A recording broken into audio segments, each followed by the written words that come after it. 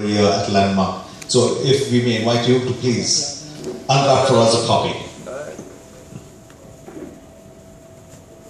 So ladies and gentlemen, avid readers and friends, let's put our hands together and let's give a very warm salutation and an applaud to Bloodline Bandra here at Landmark. Okay.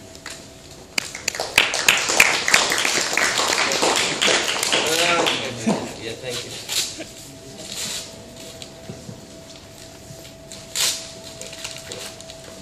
Congratulations, Godfrey, here presenting to you Bloodline Bandra, all of you in the store, as well as congratulations to HarperCollins, the publisher making it all possible, along associated with the Landmark.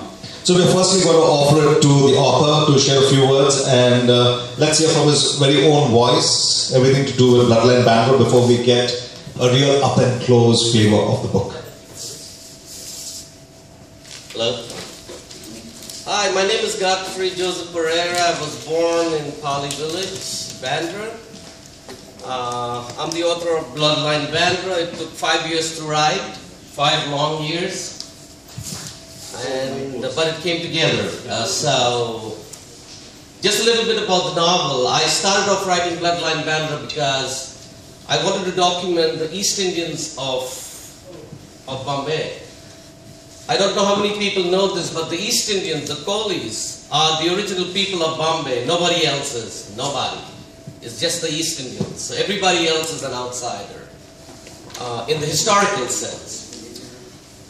While I was growing up in Pali Village, in Bandra, and Pali Hill, where all these stars stay now, very strange people. The East Indians lived a very, very rich life. They spoke a very rich language. The mores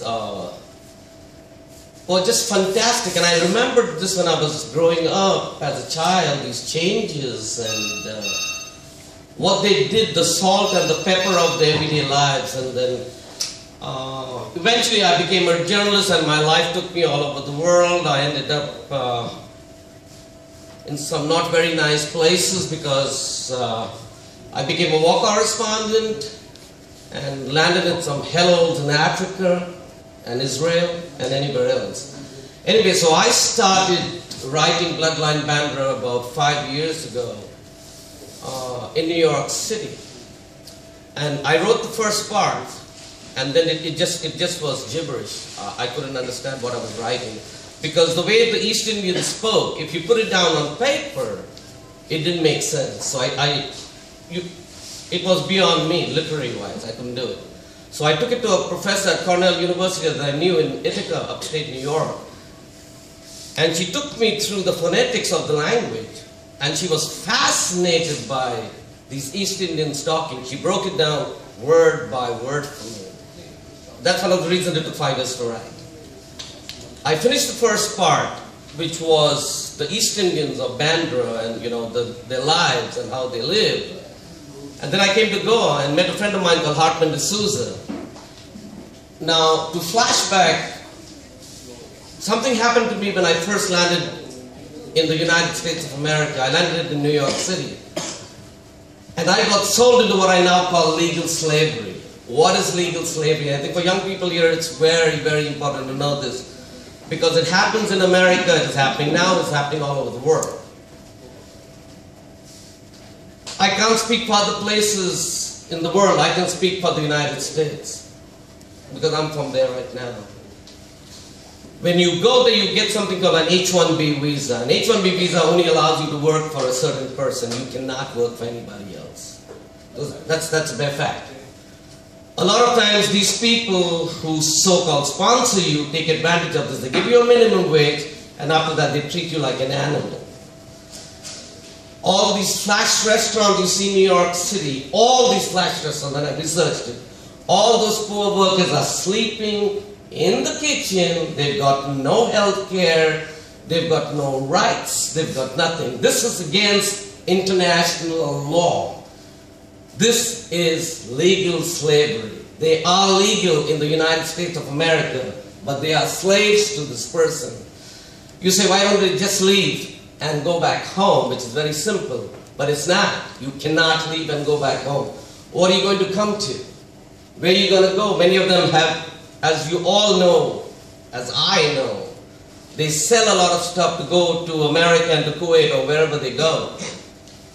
Number one, he's psychologically browbeaten. He's dead inside his head. He is.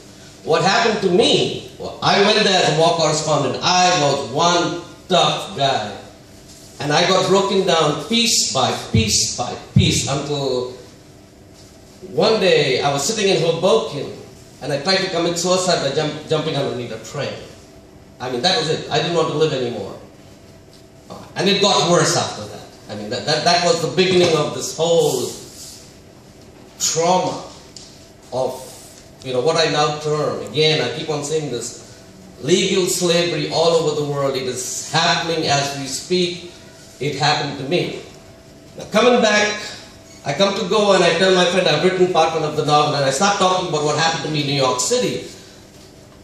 And I was already writing a book called What the Mountain Said. He said, stop writing. He said, stop writing. This is the novel that you have to tell the world. His name is Hartman D'Souza. He's a slightly crazy guy. If you go to the website, he's singing with his dog. That's the kind of guy he is, but he's also very brilliant. So this novel is dedicated to Hartman D'Souza, wherever he is right now. I know where he is, but that's another long story. So I started documenting what happened to me. What happened was, when I was going through this misery back in New York City, I was keeping notes as what was happening to me. Because I'm a journalist. I was keeping these small notes. Those, I don't know, thousands of notes became the second part of Bloodline Bandra. They literally came together. And then I stopped writing again. I didn't want to write.